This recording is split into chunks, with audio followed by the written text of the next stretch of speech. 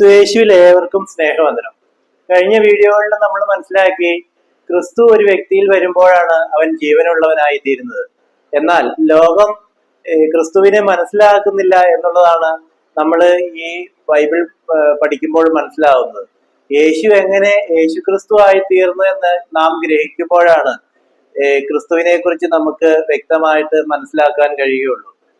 നാം ഗ്രഹിക്കേണ്ടത് നമ്മളെല്ലാവരും അല്ലെങ്കിൽ മനുഷ്യർ പാപം ചെയ്ത് ദൈവിക തേജസ് ഇല്ലാത്തവരായി തീർന്നു.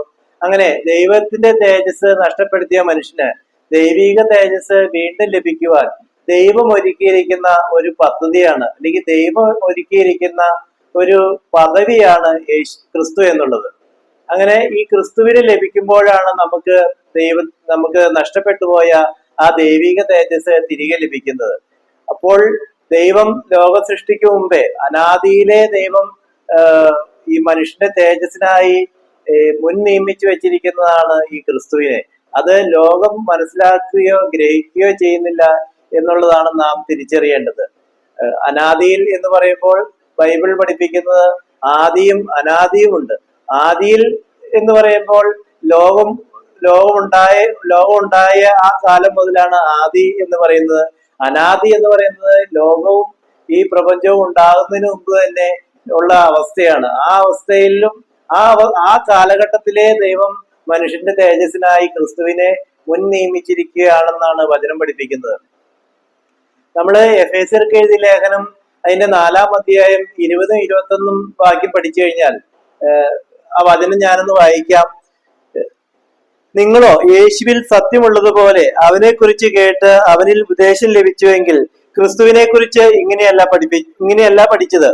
നമ്മൾ അതിന്റെ ഇംഗ്ലീഷ് പഠിച്ചു കഴിഞ്ഞാൽ, if so be that you have heard him and have been taught by him as the truth in Jesus, but you have not so learned Christ. അപ്പൊ ഇവിടെ നമ്മൾ ഈ ഇംഗ്ലീഷിൽ നിന്ന് നമ്മൾ മനസ്സിലാക്കുന്നത് യേശുവിൽ സത്യം അല്ലെങ്കിൽ വചനമുള്ളത് കൊണ്ട് യേശു അവനെ കുറിച്ച് പഠിപ്പിച്ചിട്ടുണ്ട്, പക്ഷെ നമ്മളത് പഠിച്ചിട്ടില്ല. അതിന് ഇംഗ്ലീഷ് പഠിച്ചു കഴിഞ്ഞാൽ but you have not be so learned Christ എന്നാണ്. അപ്പൊ ക്രിസ്തുവിനെ കുറിച്ച് നമ്മൾ അത്ര പഠിച്ചിട്ടില്ല. നമ്മളത് ക്രിസ്തുവിനെ കുറിച്ച് പഠിക്കാത്തത് കൊണ്ടാണ്, അല്ലെങ്കിൽ യേശുവിനെയും ക്രിസ്തുവിനെയും തിരിച്ച് മനസ്സിലാക്കാത്തത് കൊണ്ടാണ് ഈ ക്രിസ്തുവിനെ കുറിച്ച് നമുക്ക് അല്ലെങ്കിൽ ലോകത്തിന് അറിയാൻ കഴിയാത്തത്. ലോകത്തിന് അല്ലെങ്കിൽ മനുഷ്യന് നഷ്ടപ്പെട്ടു പോയ ആ ദൈവിക തേജസ് വീണ്ടെടുക്കുവാൻ ദൈവം ഒരുക്കിയിരിക്കുന്ന ഒരു പദവിയാണ്, അല്ലെങ്കിൽ ദൈവം മനുഷ്യന് ഒരുക്കിയിരിക്കുന്ന ഒരു ദൈവിക പദവിയാണ് ക്രിസ്തു എന്ന് നാം തിരിച്ചറിയണം.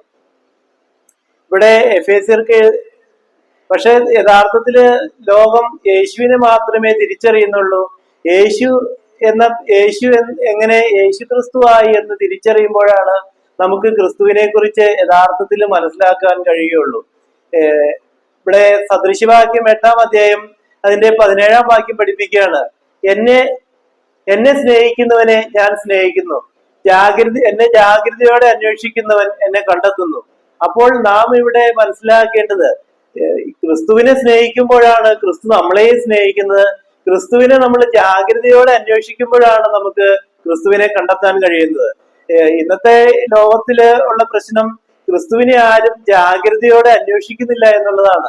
അതാണ് നമ്മൾ ഇംഗ്ലീഷില് മനസ്സിലാക്കിയത്. എഫേസ്യർക്ക് എഴുതിയ ലേഖനം അതിന്റെ 4-ാം അധ്യായം 20-21 വാക്യത്തിലൂടെ നാം മനസ്സിലാക്കിയത് നമ്മള് ക്രിസ്തുവിനെ കുറിച്ച് അത്ര പഠിച്ചിട്ടില്ല. അപ്പൊ ക്രിസ്തുവിനെ കുറിച്ച് യേശു പഠിപ്പിച്ചിട്ടുണ്ട്, പക്ഷെ ക്രിസ്തുവിനെ കുറിച്ച് നമ്മൾ പഠിച്ചിട്ടില്ല.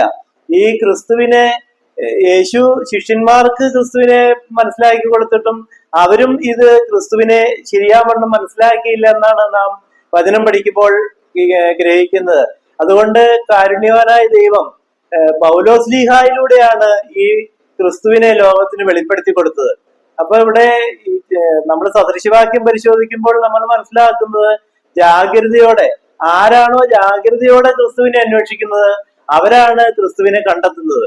അങ്ങനെ ക്രിസ്തുവിനെ കണ്ടെത്തി ക്രിസ്തുവിനെ നമ്മുടെ ഹൃദയത്തിൽ സ്വീകരിക്കുമ്പോഴാണ് നമുക്ക് ജീവൻ ഉണ്ടാകുന്നതെന്ന് നാം കഴിഞ്ഞ വീഡിയോകളിൽ മനസ്സിലാക്കി. ഇവിടെ പൗലോസ്ലീഹ നമ്മളെ പഠിപ്പിക്കുകയാണ്. ഞാൻ ആ വചനം ഒന്ന് വായിക്കാം. 1 കൊരിന്ത്യർക്ക് എഴുതിയ ലേഖനം അതിന്റെ 2-ാം അധ്യായം 7-8 വാക്യത്തിലൂടെ പൗലോസ്ലീഹ നമ്മളെ പഠിപ്പിക്കുന്നത്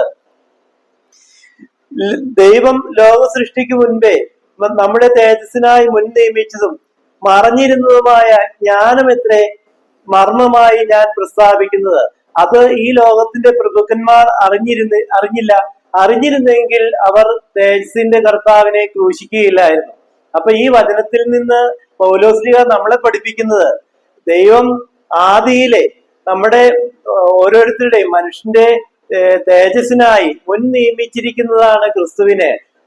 അത് ദൈവത്തിന്റെ ജ്ഞാനമാണ്. ആ ജ്ഞാനമാണ് മർമ്മമായി ഞാൻ പ്രസ്താവിക്കുന്നത്. അല്ലെങ്കിൽ ഈ മർമ്മമാണ് ദൈവത്തിൽ മറഞ്ഞു കിടന്ന ഈ ക്രിസ്തു എന്ന മർമ്മമാണ് പൗലോസ്ലീഹായിലൂടെ ദൈവം ലോകത്തിന് വെളിപ്പെടുത്തി കൊടുത്തത്.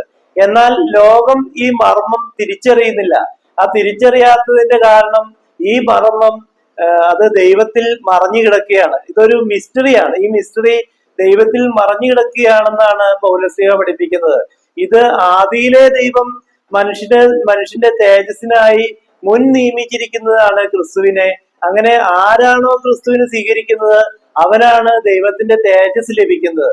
നമുക്കറിയാം, മനുഷ്യൻ പാപം ചെയ്ത് ദൈവിക തേജസ് നഷ്ടപ്പെടുത്തി കളഞ്ഞു. അങ്ങനെ നഷ്ടപ്പെട്ടു പോയ ദൈവിക തേജസ് നമുക്ക് വീണ്ടും ലഭിക്കുവാൻ, അല്ലെങ്കിൽ വീണ്ടെടുക്കുവാൻ, ആ നഷ്ടപ്പെട്ടു പോയ ആ ദൈവിക തേജസ് വീണ്ടെടുക്കുവാൻ ദൈവം ഒരുക്കിയിരിക്കുന്ന ഒരു ദൈവിക പദവിയാണ് ഈ ക്രിസ്തു എന്നുള്ളത്.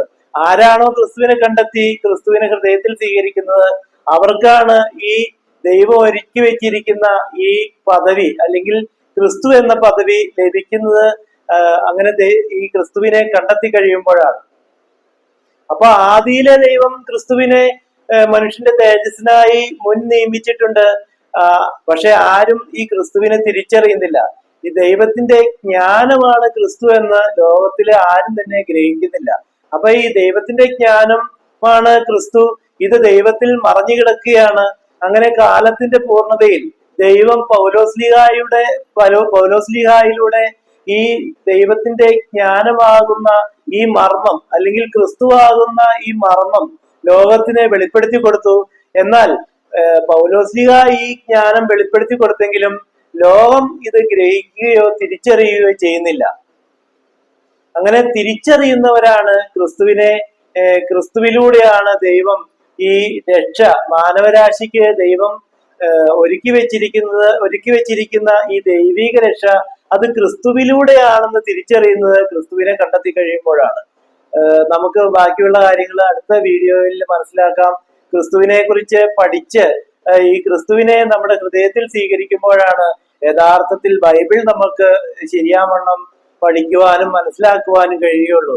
നമ്മുടെ ബുദ്ധിമണ്ഡലങ്ങളെ പ്രകാശിപ്പിച്ച് നമ്മുടെ ഹൃദയത്തിൽ ക്രിസ്തു വരുമ്പോഴാണ് ദൈവത്തിൽ മറഞ്ഞു കിടക്കുന്ന ഈ ക്രിസ്തു എന്ന മർമ്മം മനുഷ്യനെ ഗ്രഹിക്കുവാൻ കഴിയുള്ളൂ.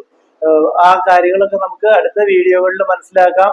ക്രിസ്തു എന്ന മർമ്മം ഗ്രഹിക്കുവാനും അത് ക്രിസ്തുവിനെ ഹൃദയത്തിൽ സ്വീകരിച്ച് ജീവൻ പ്രാപിക്കുവാനും ദൈവം നിങ്ങളെ എല്ലാവരെയും അനുഗ്രഹിക്കുകയും ആ ക്രിസ്തുവിലേക്ക് നിങ്ങളെ വഴി നടത്തുകയും ചെയ്യട്ടെ എന്ന് പ്രത്യേകം പ്രാർത്ഥിക്കുന്നു.